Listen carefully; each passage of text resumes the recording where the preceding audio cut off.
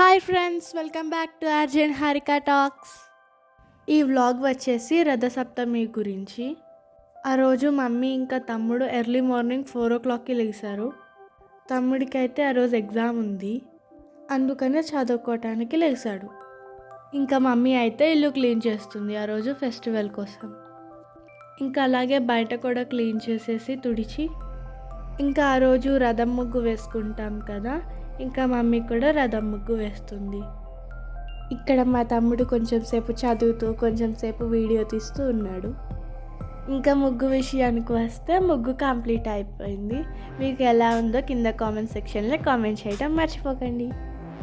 Friends, మీరు కనుక first time మన ఛానల్ని విజిట్ చేస్తున్నట్లయితే వెంటనే లైక్, షేర్, సబ్స్క్రైబ్ చేసుకోవటం మర్చిపోకండి. అలాగే పక్కనే ఉన్న బెల్ ఐకాన్ని క్లిక్ చేయటం మర్చిపోకండి. ఇంకా మమ్మీ ఏమో ఇల్లు తుడుస్తుంది. మా తమ్ముడు చదివి చదివి అలసిపోయి ఎలా నిద్రపోతున్నాడో చూడండి. ఇంతలో తెల్లారిపోయింది. ఇంకా అప్పుడే సన్ రైజ్ చిన్నగా స్టార్ట్ అవుతుంది. యాక్చువల్గా రథసప్తమి అంటే సూర్యుడి పుట్టినరోజు అనుకున్నాను నేను. కానీ మమ్మీని అడిగితే సూర్యుడు 7 గుర్రాల రథంపై దక్షిణాయనం ముగించుకొని ఉత్తర దిశగా ప్రయాణం సాగిస్తారని చెప్పారు. ముఖ్యంగా సూర్యుడు తన గమనాన్ని మార్చుకునే సమయం. ఇంకా మేమందరం జిల్లేడాకులు రేగిపళ్ళతో స్నానం చేసుకున్నాం. ఇంకా అప్పుడే సన్ రైజ్ కనిపిస్తుంది. ఇంకా స్టవ్ అంతా క్లీన్ చేసుకొని పొంగలి పెట్టుకుంటున్నాం. మీ అందరికీ కూడా రథసప్తమి శుభాకాంక్షలు. సూర్యుడు మనకి ప్రత్యక్ష దైవం కదా, మనందరికీ కూడా ఆయురారోగ్యాలు ప్రసాదించాలి అని కోరుకుంటున్నాను. ఇంతలో పాలు కూడా పొంగాయి. ఒక 3 గుప్పెళ్ళ బియ్యం వేసి పొంగలి తయారు చేశాం.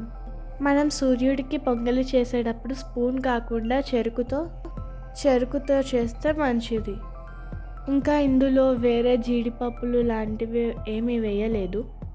సూర్యునికి పళ్ళు ఉండవని చెప్తారు కదా, అందుకనే ఇవేమీ వేయలేదు. ఇంకా పొంగలి పూర్తి అయిపోయిన తర్వాత చిక్కుడుకాయలతో రథం పూర్తి చేసుకున్నాం.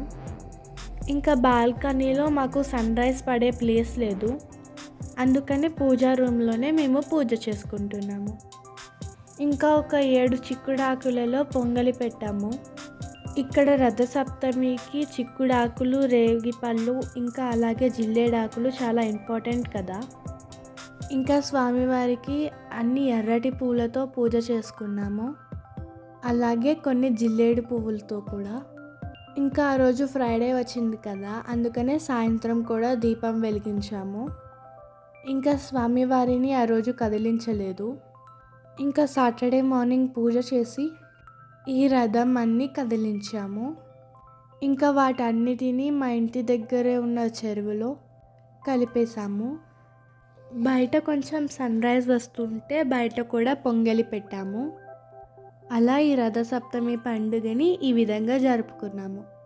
ఫ్రెండ్స్, ఈ వీడియోని ఇక్కడితోనే ఎండ్ చేసేస్తున్నాను. నచ్చితే లైక్, షేర్, కామెంట్, సబ్స్క్రైబ్ చేసుకోవటం మర్చిపోకండి.